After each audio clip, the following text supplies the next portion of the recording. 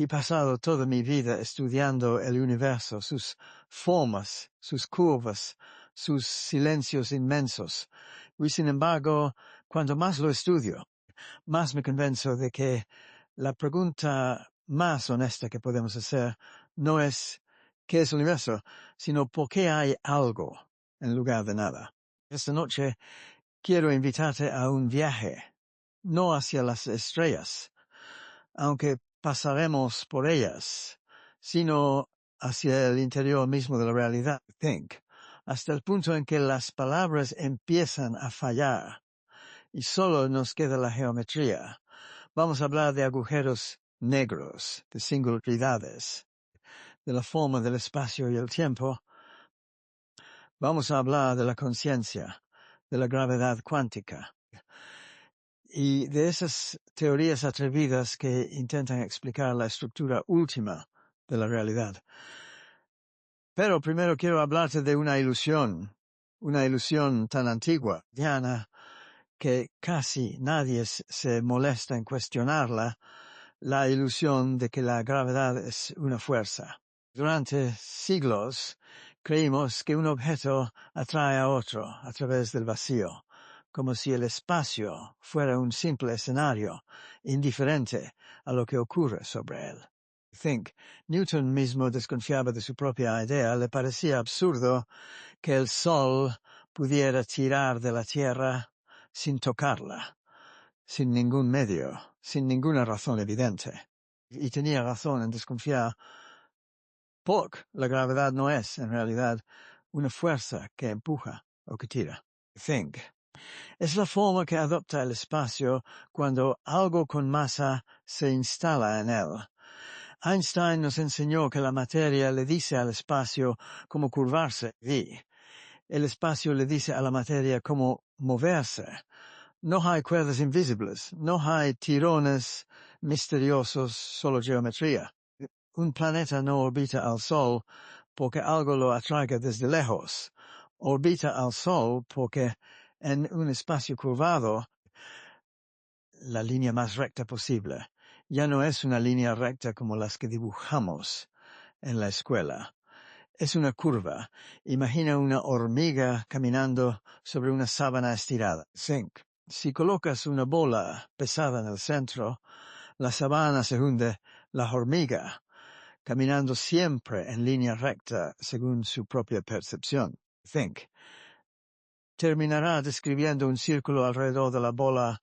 Nadie la empuja, simplemente camina sobre un terreno que ha cambiado de forma. Así es como se mueve la luna alrededor de la Tierra, así es como se mueve la Tierra alrededor del Sol, así es como caemos nosotros mismos hacia el suelo cada mañana. No es una fuerza misteriosa la que nos ata al planeta. Es la curvatura del espacio-tiempo escrita en cada centímetro de nuestro cuerpo. Esta idea, tan simple de enunciar, tiene consecuencias que todavía hoy me quitan el aliento, porque si la gravedad es geometría, entonces basta con concentrar suficiente masa en un espacio suficientemente pequeño para que esa geometría se vuelva extrema. Y ahí es donde nace un agujero negro. Un agujero negro no es un objeto en el sentido habitual. No tiene superficie, no tiene una sustancia particular que podamos tocar o analizar en un laboratorio. Es una región del espacio-tiempo tan curvada sobre sí misma que ni siquiera la luz logra escapar. Recuerdo perfectamente el momento en que comprendí que los agujeros negros no eran una simple curiosidad matemática.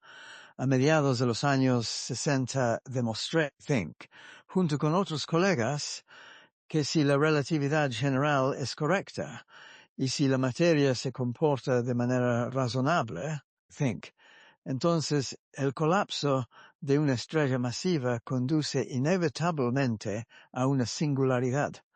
No de manera excepcional, no como un caso extremo entre 1000 posibilidades, sino de manera inevitable, casi obligatoria, dictada por la propia estructura del espacio-tiempo. Eso fue, para mí, una de las sorpresas más profundas de mi vida científica, porque una singularidad no es simplemente un lugar muy denso. Es un punto donde la propia noción de espacio y de tiempo deja de tener sentido, donde las ecuaciones que describen el universo, tan elegantes en cualquier otro lugar, se derrumban por completo. Es literalmente el borde de lo que la física puede decir. Aquí quiero ser honesto contigo, como me gusta serlo siempre. No sabemos qué ocurre en una singularidad. Cualquiera que te diga lo contrario, con total certeza, probablemente esté vendiéndote algo. Lo que sí sabemos es que un agujero negro está rodeado por lo que llamamos un horizonte de sucesos, una frontera invisible, sin ningún cartel que lo anuncie, más allá de la cual nada puede regresar. Cruzar ese horizonte no se siente como cruzar una pared. No hay ningún golpe, ninguna resistencia especial del cruce. Si cayeras hacia un agujero negro suficientemente grande, podrías atravesar el horizonte sin notar nada extraordinario. El drama vendría después y sería completamente irreversible. Me gusta pensar en el horizonte de sucesos como una especie de punto de no retorno cósmico, mucho más sutil que cualquier frontera que conozcamos en la vida cotidiana. No te detiene, simplemente deja de dejarte ver. Durante mucho tiempo se pensó que un agujero negro, una vez formado, permanecía exactamente igual para siempre. Un objeto estático, silencioso, definitivo.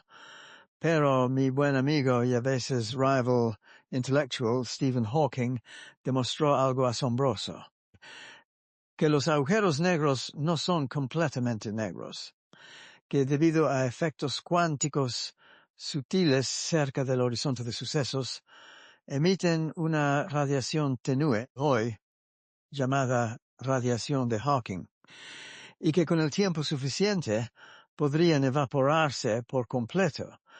Esto plantea un enigma extraordinario, que todavía hoy divide a la comunidad científica. Si un agujero negro se evapora completamente, ¿qué sucede con toda la información que cayó en su interior a lo largo de su existencia? La mecánica cuántica nos dice que la información nunca debería perderse verdaderamente, que el universo, en su contabilidad más profunda, siempre recuerda de dónde viene cada cosa. Pero un agujero negro que se evapora hasta desaparecer parece borrar esa información sin dejar rastro. Llamamos a esto la paradoja de la información, y sigue siendo, décadas después de que Hawking la planteara, una de las heridas abiertas más interesantes de la física teórica. Yo mismo he especulado que quizás la información no se pierde en el sentido habitual, sino que se transfiere de manera muy sutil a la geometría del eón siguiente, en esa misma cosmología cíclica de la que te hablaré más adelante. Pero admito, sin ninguna vergüenza, que esta es una zona donde la certeza escasea y la imaginación abunda. Ahora bien, para entender realmente la forma de estos objetos, tuve que desarrollar una manera distinta de dibujar el espacio-tiempo. Los diagramas convencionales, con sus ejes de espacio y de tiempo, resultan torpes cuando se trata de representar el infinito o de comparar regiones muy distintas del universo. Así que empecé a usar diagramas conformes, donde lo importante no es la distancia exacta, sino la estructura causal, qué puede influir sobre qué luz puede llegar a dónde en esos diagramas, todo el infinito del espacio y del tiempo puede representarse en una región finita del papel, como si doblábamos el universo entero para que cupiera en la palma de la mano. Es una herramienta extraña, lo admito, pero permite ver de un vistazo cosas que de otro modo permanecerían ocultas. Por ejemplo, permite ver con claridad que un agujero negro no es un lugar en el espacio, sino más bien un momento inevitable en el tiempo. Para cualquier cosa que caiga dentro, la singularidad no está allí abajo, como el fondo de un pozo está, en cierto sentido, en el futuro. De todo lo que cruza el horizonte, no es un lugar que se puede visitar y del que se puede salir. Es un final de la misma manera en que el próximo martes es un final para el lunes de hoy. Uno de los aspectos que más fascinación me produce de la geometría cósmica es su capacidad para sorprendernos incluso en las preguntas más básicas. ¿Es el universo finito o infinito? Se curva sobre sí mismo como la superficie de una esfera, de modo que viajando siempre en línea recta terminaríamos volviendo al punto de partida. O se extiende de manera plana e ilimitada en todas direcciones, como una hoja de papel que nunca encuentra un borde. Las observaciones actuales sugieren que el espacio, a gran escala, es sorprendentemente plano, con una precisión que a mí personalmente me resulta tan intrigante como cualquier curvatura extrema, porque una planitud tan exacta no parece un accidente cualquiera. Sugiere, una vez más, condiciones iniciales extraordinariamente específicas, del mismo tipo que las que mencionaba antes al hablar de la entropía. Esta forma de pensar la geometría del cosmos me llevó, con los años, a preguntarme por la forma del universo entero, no solo de sus rincones más extremos, sino de su totalidad, desde el principio hasta lo que sea que llamemos el final. Y aquí es donde las cosas se vuelven, si me permites la palabra, deliciosamente extrañas. El universo, según todo lo que observamos, comenzó en un estado de extraordinaria uniformidad y de bajísima entropía. Y aquí quiero detenerme, porque la entropía es uno de esos conceptos que la gente cree entender hasta que intenta explicarlo. No es simplemente desorden, como se repite con demasiada ligereza. Es más precisamente una medida de cuántas configuraciones microscópicas distintas producen el mismo aspecto general. Y el universo temprano tenía muy pocas de esas configuraciones disponibles. Era, en un sentido muy preciso y matemático, extraordinariamente especial. La pregunta que me ha perseguido durante décadas es la siguiente. ¿Por qué el universo comenzó en un estado tan improbable, tan ordenado, tan lejos de lo que el azar puro habría producido? No es una pregunta retórica, es para mí una de las cuestiones más profundas y menos discutidas de toda la cosmología moderna. Si el Big Bang hubiera sido verdaderamente aleatorio, la entropía inicial debería haber sido enorme, y sin embargo fue mínima.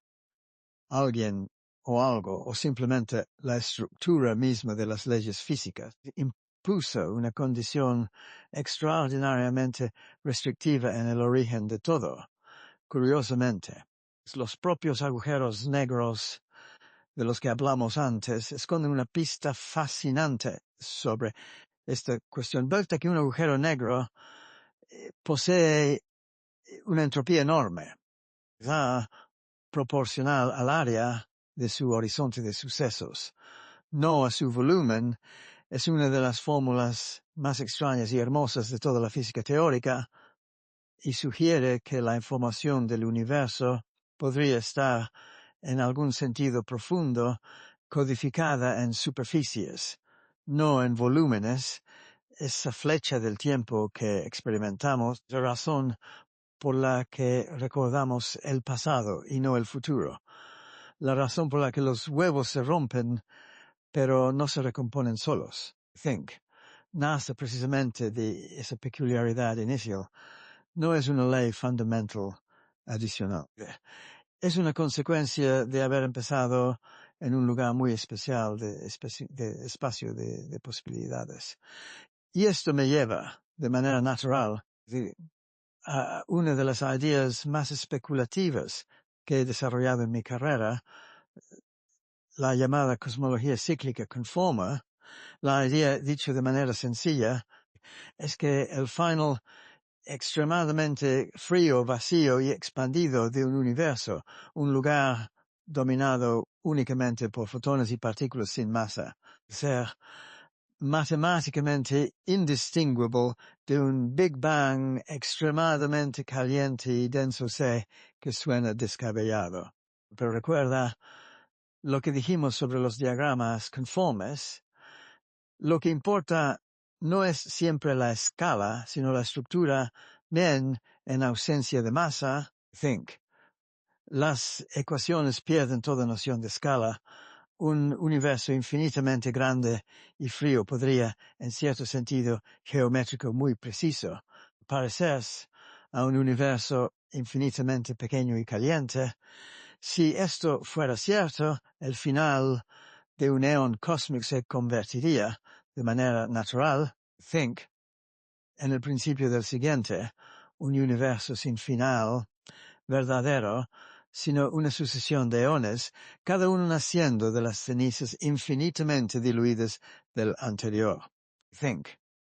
No te voy a mentir, esta es una idea minoritaria dentro de la física, y probablemente seguirá siéndolo hasta que tengamos evidencia observacional más contundente. Pero me parece más honesto proponer ideas audaces y arriesgadas que fingir que ya lo entendemos todo. Porque lo cierto es que, think, cuando se trata de unir la gravedad con el mundo cuántico, todavía no lo entendemos todo. Ni siquiera nos acercamos. Think. La relatividad general describe maravillosamente lo muy grande. Estrellas, galaxias, la curvatura del espacio-tiempo a gran escala. La mecánica cuántica describe maravillosamente lo muy pequeño, electrones, fotones, las partículas que componen toda la materia que conocemos. El problema es que estas dos teorías, cada una brillante en su propio dominio, se resisten obstinadamente a hablarse entre sí. Cuando intentamos aplicar las reglas cuánticas directamente a la gravedad, las ecuaciones producen infinitos, sin sentido. Think. Resultados que ninguna medición podría confirmar jamás. A lo largo de mi carrera propuse mi propio camino, quizás menos conocido que otros, al que llamé la teoría de twistores. La idea central es, en el fondo, bastante radical. Thayer, en lugar de partir de puntos, es en el espacio y en el tiempo como los elementos más básicos de la realidad. Propuse partir de rayos de luz, de las trayectorias que sigue la luz misma. Los puntos del espacio-tiempo dejarían de ser los ladrillos fundamentales y se convertirían en objetos derivados, construidos a partir de algo más primitivo. Puede sonar como un simple juego matemático, un cambio de perspectiva sin mayores consecuencias. Pero en física, cambiar el punto de partida a menudo cambia por completo lo que resulta natural y lo que resulta forzado. Think. No pretendo que la teoría de twistores sea la respuesta definitiva a la gravedad cuántica. Ha producido resultados hermosos en ciertos rincones de la física matemática, think, y decepciones en otros, pero me ha enseñado algo que considero más importante que cualquier resultado concreto. Que quizás nuestra intuición sobre qué es fundamental en el universo, esa costumbre de pensar primero en el espacio y en el tiempo como un escenario fijo, sea precisamente el obstáculo que nos impide unir la gravedad con lo cuántico. Se han propuesto muchos otros caminos para resolver esta tensión. La teoría de cuerdas imagina que las partículas fundamentales no son puntos, sino diminutas cuerdas vibrantes, existiendo en dimensiones adicionales que no percibimos directamente. La gravedad cuántica de bucles imagina, en cambio, que el propio espacio está compuesto de unidades discretas, como una malla finísima tejida en la escala más pequeña imaginable. Ambas son matemáticamente sofisticadas. Ambas cuentan con defensores brillantes y dedicados, y, sin embargo, debo confesarte, ninguna de las dos me convence del todo. Me parece que seguimos aplicando el mismo procedimiento de siempre, el de cuantizar la gravedad tal como cuantizamos el electromagnetismo, sin preguntarnos si tal vez es la mecánica cuántica misma la que necesita ser revisada cuando se encuentra con la gravedad. He defendido con cierta terquedad, que algunos colegas encuentran exasperante, que la superposición cuántica de distintas geometrías del espacio-tiempo podría ser inherentemente inestable, que la propia gravedad podría ser la responsable de que los objetos macroscópicos dejen de comportarse como ondas de probabilidad y empiecen a comportarse como los objetos definidos que experimentamos cada día. Si esto fuera cierto, el famoso colapso de la función de onda no sería un simple truco matemático, ni el resultado de una observación consciente. Sería un proceso físico real, objetivo, provocado por la propia estructura del espacio-tiempo. Y esto, quizás de manera inevitable, me lleva a hablar de la conciencia. Sé que es un tema delicado para muchos físicos. Algunos prefieren no mezclarlo con la ciencia dura, y entiendo perfectamente esa cautela. Pero yo nunca he podido evitar la pregunta. ¿Cómo es posible que un puñado de átomos organizados en un cerebro llegue a experimentar algo? No simplemente a procesar información como hace cualquier ordenador, sino a sentir el color rojo, a comprender el significado de una demostración matemática, a maravillarse ante un cielo estrellado. Me resulta profundamente insatisfactorio la idea de que la conciencia sea simplemente un algoritmo. Una computación como cualquier otra, ejecutándose sobre el sustrato biológico de las neuronas. Tengo razones matemáticas concretas para esa insatisfacción. Los teoremas de incompletitud de Gödel nos muestran que existen verdades matemáticas que ningún sistema formal, ningún algoritmo fijo, puede demostrar desde dentro de sí mismo. Sin embargo, los matemáticos las reconocemos como verdaderas. Eso me sugiere que la comprensión humana, al menos en algunos aspectos esenciales, no puede reducirse a un simple cálculo mecánico. Debe haber algo más.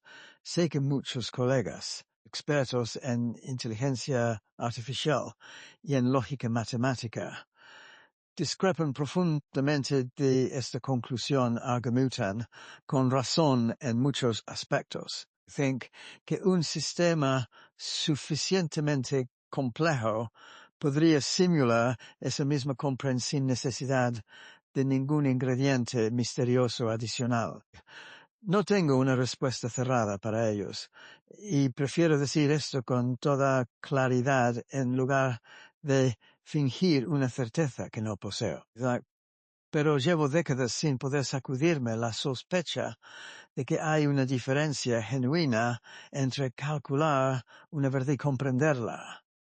Entre seguir un algoritmo y saber, con esa peculiar sensación interior que algo es cierto, junto con el anestesiólogo Stuart Hameroff, propuse que ese algo más podría tener su origen en procesos cuánticos que ocurren dentro de diminutas estructuras del interior de las neuronas, llamadas microtúbulos. La idea es especulativa. Lo reconozco sin ninguna dificultad, ha sido criticada, con buenos argumentos, por muchos colegas. Pero prefiero una hipótesis audaz que puede equivocarse. A un silencio cómodo frente a una de las preguntas más importantes que existen.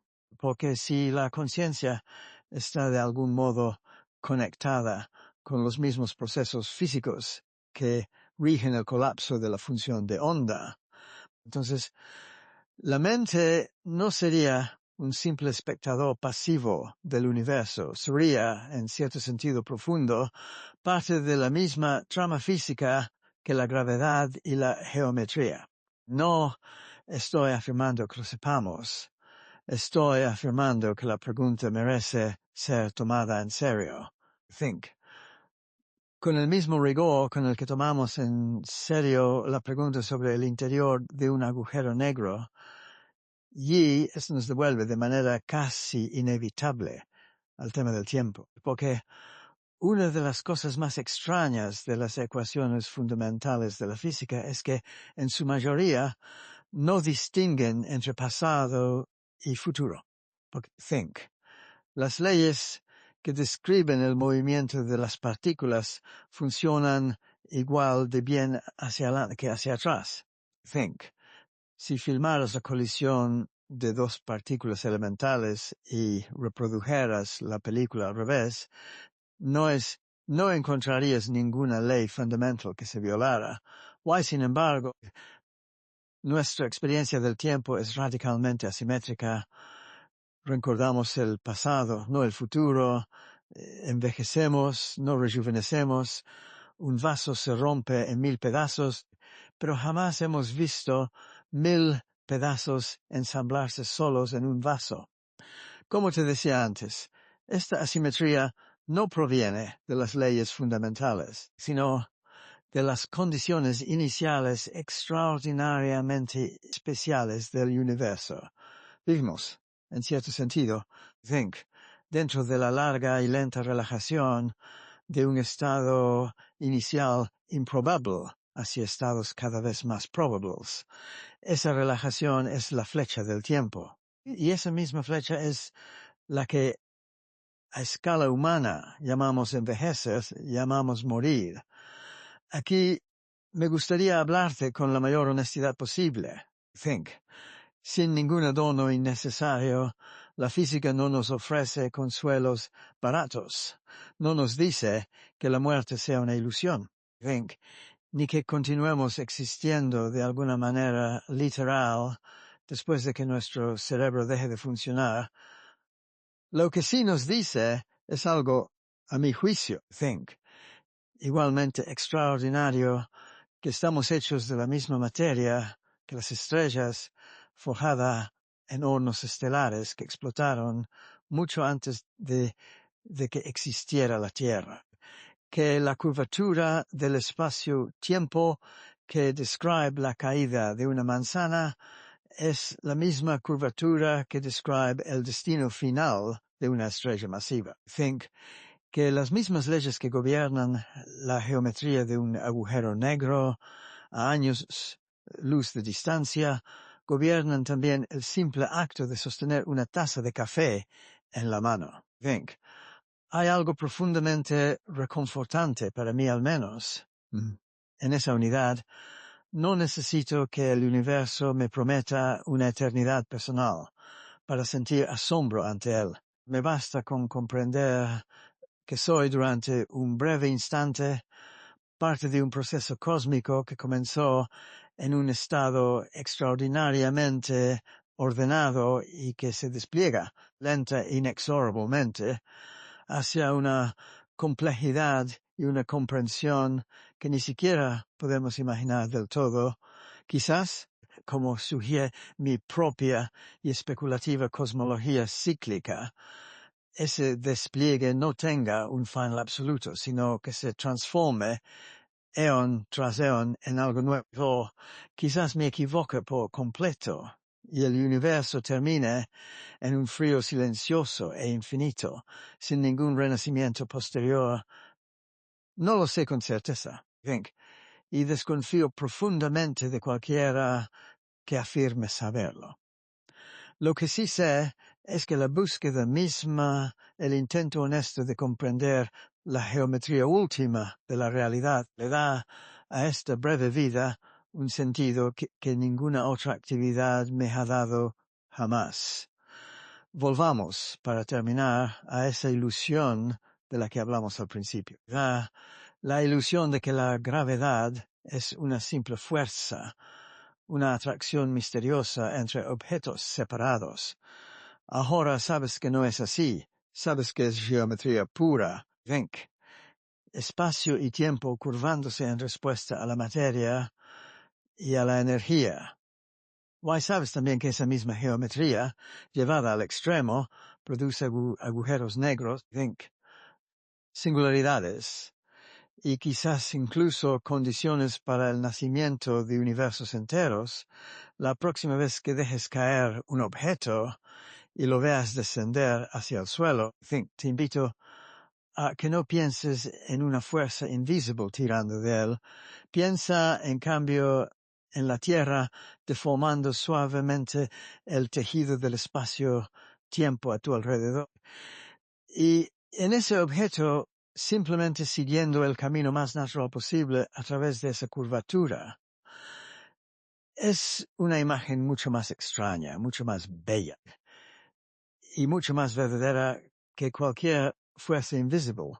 Si esa simple caída esconde una geometría tan profunda, imagina cuánto más nos queda por descubrir en los rincones más extremos del cosmos. Muchos me han preguntado a lo largo de los años si no resulta agotador pasarse la vida entera persiguiendo preguntas que quizás nunca se resuelvan del todo, y mi respuesta siempre ha sido la misma. Preferiría pasar mi vida haciendo las preguntas correctas, aunque incompletas, que conformarme con respuestas fáciles que no resisten un examen cuidadoso. La ciencia, en su forma más honesta, no es una colección de certezas definitivas, es una conversación larga y paciente entre generaciones enteras de personas curiosas, cada una añadiendo una pequeña pieza a un rompecabezas que quizás jamás se complete del todo. Los agujeros negros que parecían simples curiosidades matemáticas hace un siglo son hoy observados directamente, fotografiados, estudiados en detalle. ¿Quién sabe qué preguntas de hoy, que hoy suenan casi filosóficas, terminarán siendo mediciones concretas dentro de 100 años? Yo, por mi parte, pienso seguir buscando mientras me queden preguntas por hacer. Espero sinceramente que tú también lo hagas. Gracias por acompañarme en este viaje por la geometría del universo. Nos vemos en la próxima exploración.